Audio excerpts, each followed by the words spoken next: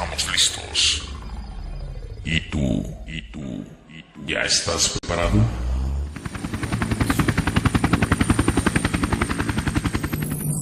Bienvenidos.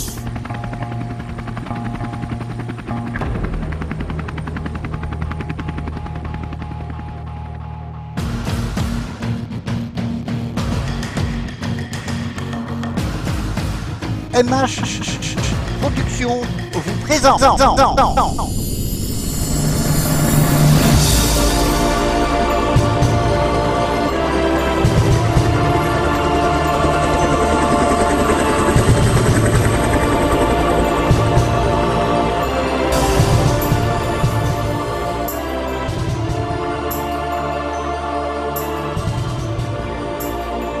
Bonjour Madame Rossi.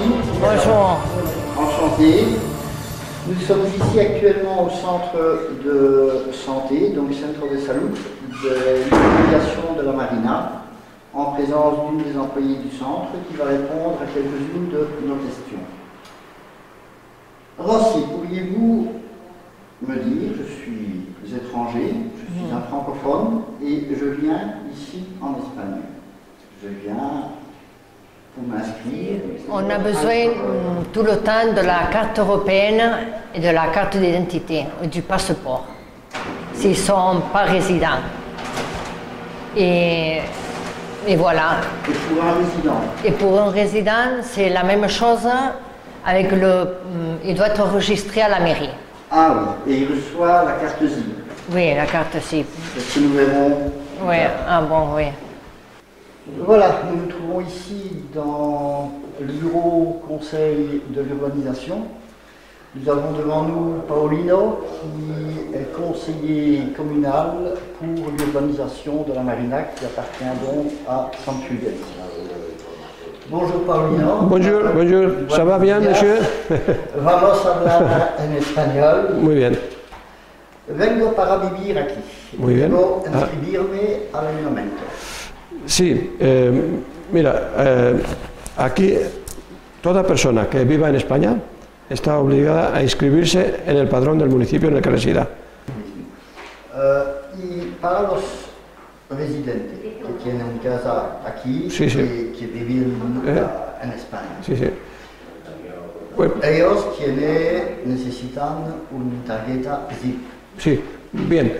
Cuando ellos vienen del país de origen de ellos, tienen que allí en la Seguridad Social, en la Administración de la Seguridad Social, un documento que se llama S1.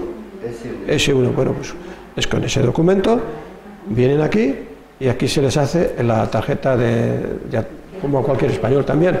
Lo único... ¿Viene aquí en el ayuntamiento? No, esto es, normalmente es en la Seguridad Social, en la Administración de la Seguridad Social. Entonces, lo que sí, una vez para darse de alta, pues necesitan, por ejemplo, o la escritura de la propiedad, o si están de alquiler, el contrato de alquiler, es lo que necesitan, es uno de los requisitos que necesitan.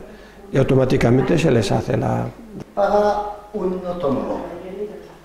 Un autónomo, bueno, pues son los mismos requisitos que cualquier español. Es primero la Administración de Hacienda. Darse de alta en la Administración de Hacienda y entonces rellenar todos los requisitos y documentos que allí les pidan y como cualquier español. Y la Seguridad Social es igual. Ahora mismo, durante un año, vi en las noticias que van a tener una tarifa plana de pagar bastante menos de lo que normalmente se paga durante un año. Muchas gracias, Paulino. Pues nada, es un placer, hombre, estamos aquí para ayudar, lo que haga falta, ¿eh? Vale, encantado. Je suis enchanté de faire votre connaissance, monsieur. Parfait. Et quels sont les horaires d'ouverture du centre? Ici, c'est tous les jours de 8h du matin à 9h du soir. De 8h du matin À 9h du soir. Et les samedis et les dimanches, les urgences, c'est au centre de salut de Guardamar. Et puis-je choisir, quand je viens comme non-résident, puis-je choisir mon médecin? Oui, parce qu'ici, ils travaillent 3 docteurs. Si vous venez et ils me disent ben, je préfère celui qui parle peut-être anglais ou celui qui parle un peu français, et on lui met sans problème. Non, vous devez apporter la carte européenne, la carte d'identité ou le passeport. Nous ici on vous fait une carte SIP. Et après vous venez avec la carte SIP et on vous donne le rendez-vous avec le docteur. Ben, ici on a un service d'urgence d'ambulance du village. Et vous pouvez appeler à 112. Le 112. Le 112. Et en tant que non-résident, est-ce que je peux avoir un rendez-vous avec un spécialiste? Non. Non. Il faut être résident. Il faut être résident, oui. Ils peuvent aller, si c'est très urgent, et le docteur lui fait le papier pour aller à les spécialistes et là, ils peuvent payer. Il peut payer la visite, il lui donne un rendez-vous, il paye la visite et rembourser dans son pays. Est-ce qu'il y a possibilité de voir ou d'avoir accès à un dossier médical? Oui. Oui, mais nous non, eux, vous-même, les patients. On a accès à un programme. Oui, l'hôpital il a maintenant un programme c'est le portal de Salou. Et ici on lui donne les clés, le passeport, et les patients se mettent dans Internet et ils voient ses visites, ses analyses de sang, ses radiographies, tout. Bonjour Fanny. Bonjour, comment ça va? Très bien, merci. Nous sommes ici à la pharmacie de l'urbanisation de la Marina, avec Fanny qui est la gérante. Alors j'aurais quelques questions à vous poser dans le cadre de notre reportage. J'ai reçu une ordonnance du médecin. Que se passe-t-il avec cette ordonnance? Par exemple, ça c'était une ordonnance avec le médicament qui a un code. Ce code, c'est imprescindible pour mettre à l'ordonnance électronique. Il faut, la première fois que vous m'emportez la ZIP carte. La ZIP ou bien la carte reçue de... Oh, la carte, si vous savez, la carte bleue, ça se convertit en Espagne, il y a un papier, mais avec un code, c'est la même chose que la bande magnétique. Avec ça, nous passons par l'ordinateur. Quelquefois, les docteurs vous donnent un autre papier avec les dates. Ces dates, c'est pas ces médicaments sont au lettres.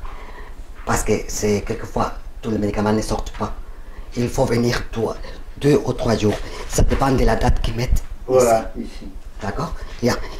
Par exemple, cette personne, c'est pour 2 fois par mois.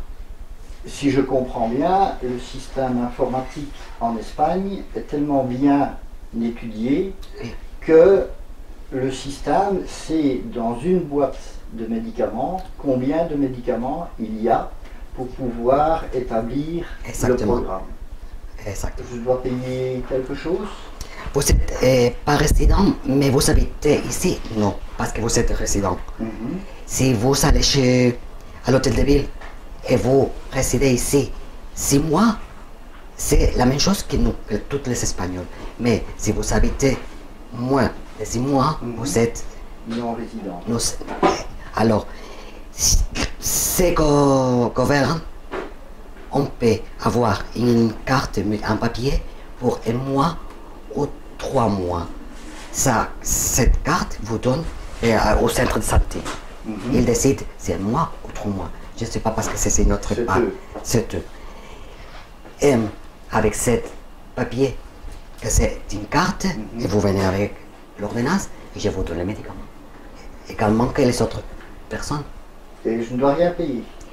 Ça dépend de la rente de personne. Parce qu'en Espagne, il a changé, il y aurait 6 années à peu près.